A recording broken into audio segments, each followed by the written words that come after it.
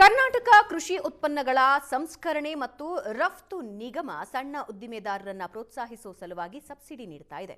ಈ ಸೌಲಭ್ಯವನ್ನು ಉಪಯೋಗಿಸಿಕೊಂಡು ಸಣ್ಣ ಉದ್ದಿಮೆಗಳನ್ನು ಆರಂಭಿಸಿ ಯಶಸ್ಸು ಗಳಿಸಿದ ಅನೇಕ ಜನ ಉದ್ಯಮಿಗಳಿದ್ದಾರೆ. ಅಂಥವರಲ್ಲಿ ಕೆಲವು ಸಾಧಕರ ಬಗ್ಗೆ ಕಥೆಗಳನ್ನು ಕನ್ನಡಪ್ರಭ ಪತ್ರಿಕೆ ಪುಸ್ತಕವನ್ನು ಬಿಡುಗಡೆ ಮಾಡಿದೆ.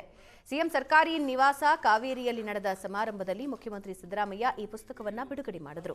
ಈ ವೇಳೆ ಕೃಷಿ ಸಚಿವ ಚಲುವರಾಯಸ್ವಾಮಿ, ಅರಣ್ಯ ಸಚಿವ ಈಶ್ವರ್ ಖಂಡ್ರೆ, ಕನ್ನಡಪ್ರಭ ಸಂಪಾದಕರಾದ ರವಿ ಹೆಗಡೆ, ಕಾರ್ಯನಿರ್ವಾಹಕ ಸಂಪಾದಕ ಎಚ್ಎಸ್ ಅವಿನಾಶ್, ಪ್ರಧಾನ ಪುರವಣೆ ಸಂಪಾದಕರಾದ ಗಿರೀಶ್ ರಾವ್, ಕೆಪೆಕ್ಸ್ ಸಂಸ್ಥೆ ಮುಖ್ಯಸ್ಥರಾದ ಬಿಎಚ್ ಹರೀಶ್ ಸೇರಿ ಹಲವು ಗಣ್ಯರು ಉಪಸ್ಥಿತರಿದ್ದರು. ಕನ್ನಡಪ್ರಭ ಹಾಗೂ ಸುವರ್ಣ ನ್ಯೂಸ್ ಮಾಡುತ್ತಿರುವ ಸಮಾಜಮುಖಿ ಕೆಲಸಗಳ ಬಗ್ಗೆ ಅರಣ್ಯ ಸಚಿವ ಈಶ್ವರ್ ಖಂಡ್ರೆ ಮೆಚ್ಚುಗೆ ವ್ಯಕ್ತಪಡಿಸಿದರು.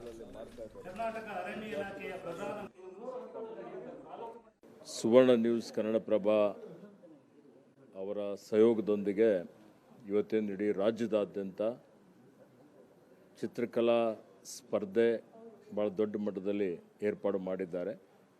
ಅದರ ಉದ್ದೇಶ ಸೇವ್ ವೈಲ್ಡ್ ಲೈಫ್, ವನ್ಯಜೀವಿಗಳನ್ನು ಸಂರಕ್ಷಿಸಿ ಪ್ರಕೃತಿ ಪರಿಸರದ ಸಮತೋಲನ ಕಾಪಾಡಲಿಕ್ಕೆ ವನ್ಯಜೀವಿಗಳು ಅತ್ಯಂತ ಮಹತ್ವದಾದಂಥ ಒಂದು ಪಾತ್ರವನ್ನು ವಹಿಸ್ತವೆ. ನಮ್ಮ ರಾಜ್ಯದಲ್ಲಿ ವನ್ಯಜೀವಿ ಸಂರಕ್ಷಣಾ ಕಾಯ್ದೆ 72ರಲ್ಲಿ ಜಾರಿಗೆ ಬಂದ ನಂತರ ಇವತ್ತು ವನ್ಯಜೀವಿಗಳ ಸಂಖ್ಯೆಯಲ್ಲಿ ಬಹಳ ಹೆಚ್ಚಿಗೆ ಆಗಿದೆ. ಆನೆಗಳಲ್ಲಿ ನಾವು ನಂಬರ್ 1 ಇದ್ದೀವಿ ದೇಶಕ್ಕೆ. ನಾವು ಹುಲಿಗಳಲ್ಲಿ ನಂಬರ್ 2ನೇ ಸ್ಥಾನದಲ್ಲಿದ್ದೀವಿ. ಹೀಗಾಗಿ ಇವತ್ತು ನಮ್ಮ ಮಕ್ಕಳಿಗೆ ಮುಂದಿನ ಬಾಲ್ಯದಿಂದಲೇ ವನ್ಯಜೀವಿಗಳ ಬಗ್ಗೆ, ಪರಿಸರ ಬಗ್ಗೆ, ಪ್ರಕೃತಿ ಬಗ್ಗೆ, ಅರಣ್ಯದ ಬಗ್ಗೆ ಅವರಿಗೆ ಜಾಗೃತಿ ಮೂಡಿಸುವಂಥದ್ದು, ಅರಿವು ಮೂಡಿಸುವಂಥದ್ದು ಪ್ರತಿಯೊಬ್ಬರ ಆದ್ಯ ಕರ್ತವ್ಯವಾಗಿದೆ.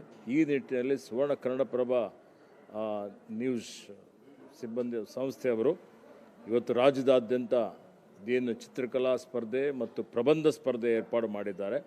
ಇದರಿಂದ ಇವತ್ತು ಬಾಲ್ಯದಿಂದಲೇ ಮಕ್ಕಳಿಗೆ ಒಂದು ರೀತಿಯಲ್ಲಿ ಪ್ರಕೃತಿ, ಪರಿಸರ, ಅರಣ್ಯದ ಬಗ್ಗೆ ಅವರಿಗೆ ಅರಿವು ಮೂಡುತ್ತದೆ.